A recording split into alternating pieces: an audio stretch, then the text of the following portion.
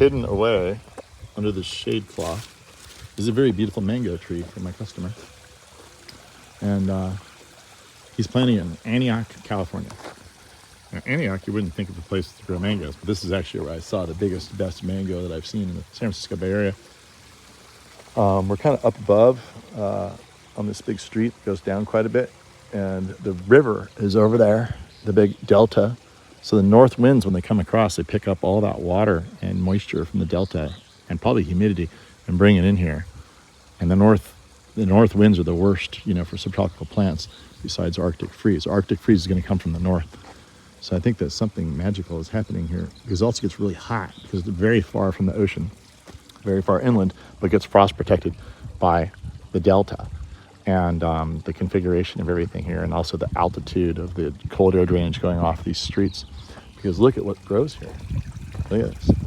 Look at this, beautiful. Somebody just turned off their waterfall. They knew I was coming. Anyway, this is a really cool landscape right here. And they've got just covered in pygmy palms. Of course, they've got queen palms. They haven't fertilized. They need to fertilize or yellow. And they've even got king palms. Look at that. Look at that big king palm. But yeah, the biggest mango I've ever seen was in a neighborhood just like this around here somewhere. I have a video. I'll link it down below. But there's something else special on this street. You see it? Do you see it yet? Do you see it? This might be the biggest, best one I've seen. I think you see it. And look over there. Look at those happy bananas. So it's pretty much like a tropical paradise here. Up in this climate zone, you can grow anything. Especially stuff that likes frost-free, that loves heat. In Northern California, it's tough to find places in Northern California that are frost-free and have lots of heat. That's why mangoes do so well here. But look at this. This is a Ravenea. This is a Ravenea Rivularis, fairly common houseplant palm that they've sold for so many years, probably 20 years, 25 years. Remember when it first kind of got discovered out of Madagascar? I thought it was the coolest thing ever, because the photos of the ones in Madagascar were bright, beautiful, perfect green. Well, in Northern California, they don't seem to get like that. It's the perfect scale. Look at this. It has this beautiful self-cleaning trunk.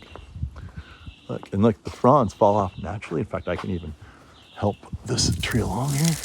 But, see, they just fall down.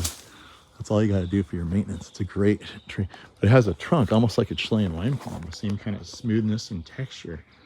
In fact, you could think that was a Chilean wine palm trunk, but it's not. Ravanea rivularis. The reason they call it rivularis is it grows along rivers completely inundated in water. So I think if you were to really put this thing next to a swamp, it would look perfect. We don't sell this plant because it just never looks good, the foliage. And it's the foliage people buy and they bum out on it. So we don't really sell it. It has a foliage that is rather easily torn, like a king palm, but maybe even worse. But if you really aggressively grow it and fertilize it and water it like crazy, this is like one of the most beautiful palms there is. And ironically, we typically don't sell it, but I could probably get you some if you really want. But you have to put it, on the lawn's pretty good, because as long as you're watering your lawn a lot, which this lawn is not getting a lot of water because it's pretty dry. Lawn water would be good for a tree like this because it's constantly getting dosed. And, but yeah, it was fun to see anyway. I mean, look at the proportions. Everything about it's great, except for the fact that the foliage is just almost always half baked, which is just a tragedy. So it'd be fun to see someone plant one of these things in an area like this, like in a virtual swamp, and see what happens. But this tree is absolutely going to grow here, going to do fine. I see them popping up in the Bay Area all over, getting tall. Sometimes I feel bad that I don't sell it, but I feel like I'm doing a better service to my customers by selling stuff that will look better.